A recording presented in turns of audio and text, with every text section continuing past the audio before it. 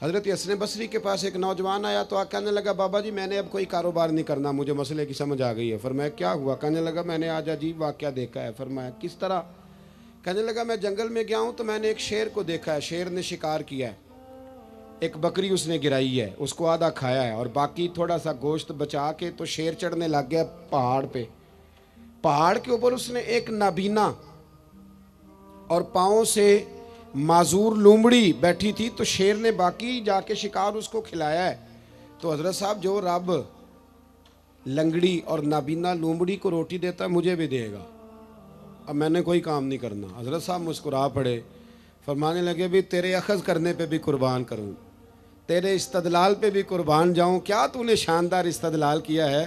فرمانے لگے کہانی میں کریکٹر تم نے دو دیکھے، ایک شیر دیکھا ایک لومڑی دیکھی، تم نے لومڑی بننے کا پروگرام بنایا، شیر بننے کا کیوں نہیں بنایا؟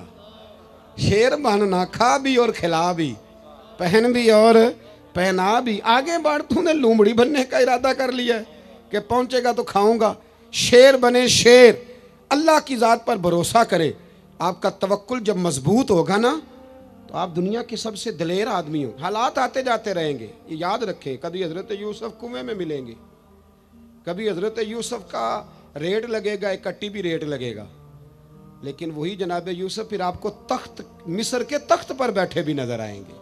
حالات بدلیں گے، حالات سے سہمے ہوئے لوگوں کو بتا دو حالات بدل جاتے ہیں، ایک جیسے نہیں رہتے۔ تو میرے بھائی پہلی میرے محبوب کی تعلیم ہے توکل، اللہ کی ذات پہ بولیے۔ اور دوسرا نبی پاک نے ہماری توجہ دلائی ہے کہ دنیا عارضی ہے، آخرت دائمی ہے۔ دنیا عارضی اور آخرت، آپ یقین کریں سارا دن ہم اپنے آپ کو سنوارنے پہ لگا دیتے ہیں، سارا دن۔ ہمارے بچے 25-25 منٹ آئینے کے سامنے کھڑے ہوتے ہیں، پھر بھی راضی نہیں ہوتے کہ میں اچھا لگ رہا ہوں۔ جڑے بندے نو وہم ہو جاتا نا میں چنگا نہیں پہ لگتا، وہ کدے چنگا نہیں جے لگتا، وہ جڈا مرضی چنگا لگے، چونکہ انہوں وہم لگ گیا ہے کہ میں اچھا لگ رہا۔ وہ بیچارہ 25 دفعہ آئینہ دیکھتا ہے، اور اب تو سہولت ہو گئی ہے، موبائل پہ بھی آئینہ آ گیا ہے، میں نے دیکھا ہے وہ کھول کے نا تو وہیں سیٹ کر رہے ہوتے ہیں بالوں کو۔ بس کر یار، اتنا زیادہ اپنے اوپر، یہ عارضی ہے سارا کچھ، دنیا کا سارا حسن عارضی، ہر چیز۔ والباقیات الصالحات، حضور نے ہمیں بتلایا کہ باقی رہنے والی نعمتیں وہ جو آخرت میں ملیں گی۔ ہم یہاں موج کرنا چاہتے ہیں، کمرے میں اے سی ہو، قالین ہو، ٹائلیں ہو، اور اس کا بھی ریموٹ کنٹرول ہو، اٹھ کے جانا نہ پڑے، باتھ روم اندر ہو، ہر چیز جو ہے وہ موجود ہو۔ آپ یقین کریں اتنے آسان ہمارا اقبال رویا کرتے تھے اور کہا کرتے تھے، لہو مجھ کو رلاتی ہے جوانوں کی تن آسانی، کہتے ہیں میں خون کے آنسو روتا ہوں کہ یہ قوم جہاد کرے گی جو ریموٹ کنٹرول کے ساتھ سارا وقت گزارتی ہے، یہ لوگ کچھ کریں گے؟ اتنا ہم آرام چاہتے ہیں۔ سنو، میرے رسول کریم کائنات کے بادشاہ ہیں، حضور فرماتے ہیں میں چاہوں تو اللہ خود پہاڑ سونے کا بنا دے اور میرے ساتھ چلا کرے۔ رب کریم جیسا میں چاہوں ویسا اللہ میرے لیے آسانی فرمائے، اتنا اللہ محبوب رکھتا ہے۔ لیکن حضور نے اللہ کی بارگاہ میں دعا کی تھی، یا اللہ ضرورت کے مطابق روزی دینا، اے اللہ میرے اہل بیت کو ایک وقت روٹی دینا، ایک وقت کا فاقہ دینا۔ یہ دعا مانگی تھی، مانگے ہاں آج ہم بھی اپنی اولاد کے لیے یہ دعا، یہ بھی سنت ہے، اس کو بھی ادا کرو۔ اللہ بقدر ضرورت روزی، بقدر ضرورت۔ اور ایک تو وقت ہے نا آ نہیں رہا، کروڑوں مال آیا، اور میرے رسول کریم نے دنیا کی دولت کو گھر میں داخل، حضور نے داخل، ادھر دیکھو میری طرف، حضرت عمر فاروق جیسا دلیر آدمی، جناب عمر کہتے ہیں صحیح بخاری میں صحیح مسلم میں حدیث ہے، فرماتے ہیں میں حضور کے کمرے میں داخل ہوا، حضور آرام فرما تھے، اللہ کے رسول جب اٹھے نا میرے لیے کہ عمر آیا ہے، محبوب عزت دیا کرتے تھے نا، کہتے ہیں حضور جب اٹھے تو موٹے بان کی چارپائی تھی نبی پاک کی، موٹے بان کی، اور فرماتے ہیں حضور کی کمر پر موٹے موٹے نشان بنے ہوئے تھے۔ وہ کدی پنڈاں دے بندے جوار وڈ دے سن تے ہتھاں تے نشان پیندے سن، اب تو نہیں نہ پڑتے، لیکن آپ کسی کو چھیڑ کے دیکھ لیں ساری دنیا دکھی ملے گی آپ کو۔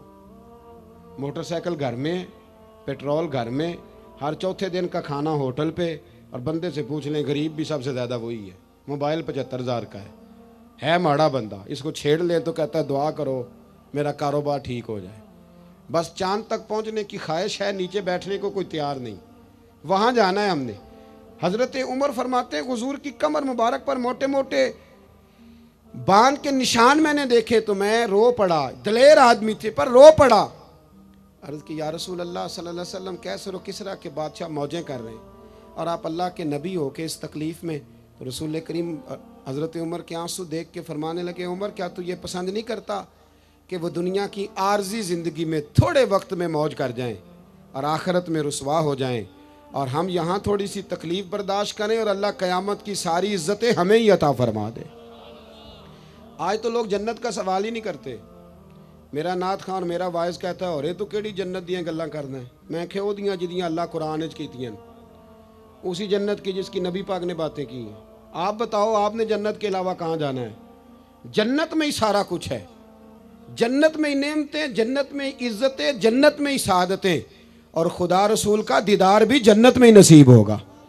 اللہ نبی بھی وہیں ملیں گے, امام حسن حسین بھی وہیں ملیں گے, صحابہ کرام بھی.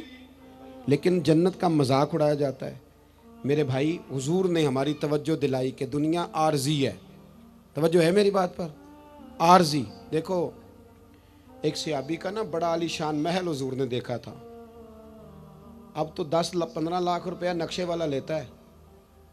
اچھا گھر آپ نے بنانا ہو نا تو 10-15 لاکھ نقشے والا مانگتا ہے. اور آپ سوسائٹیاں جا کے دیکھ لیں, میرے جیسا دیہاتی آدمی تو حیران ہو جاتا ہے. خیر میں نے تو پیروں کی پیر صاحب کی پجاروں دیکھ کے بھی حیران ہی ہو جاتا ہوں. میں تو چھوٹا آدمی ہوں تو میں تو اکثر حیران ہی رہتا ہوں.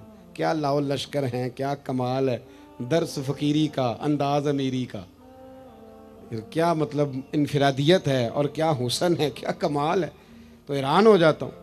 بہرحال حضور نے ہماری توجہ دلائی. ایک صحابی کا بہت بڑا محل تھا, ڈبل ٹرپل سٹوری. حضور وہاں سے گزرے.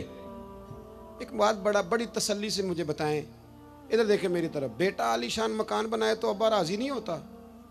استاد پیر صاحب راضی ہوتے ہیں نا کہ ماشاءاللہ ہمارے بچے کا مکان ہے.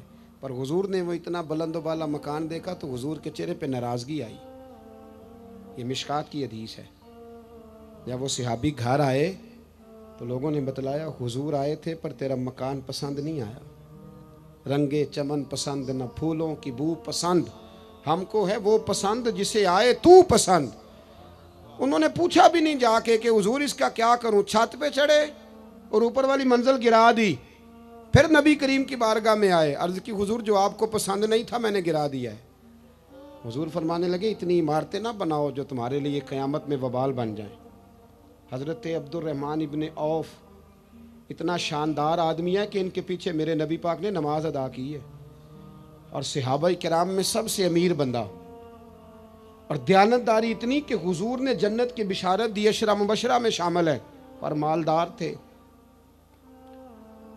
حضور کے وصال ظاہری کے بعد نا حضرت عائشہ صدیقہ کے دروازے پہ بیٹھ کے رویا کرتے تھے. تو اماں جی کہتی عبد الرحمن کیوں روتے ہو؟ تو عرض کرتے اپنی بولی میں, کہتے اماں جی امیر حمزہ مجھ سے افضل تھے اور جب دنیا سے گئے تھے تو کفن کا کپڑا بھی کوئی نہیں تھا.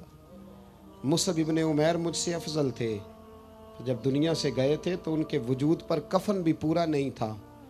میں ان سب سے چھوٹا ہوں پر اتنا مال ہے, سوچتا ہوں حساب کیسے دوں گا. اماں جی میرے لیے دعا کر دو, میں کہیں قیامت میں الجھ نہ جاؤں. وہ سمجھ گئے تھے کہ دنیا عارضی ہے.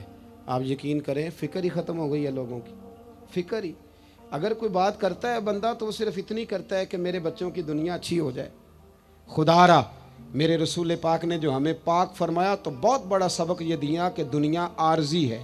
دنیا عارض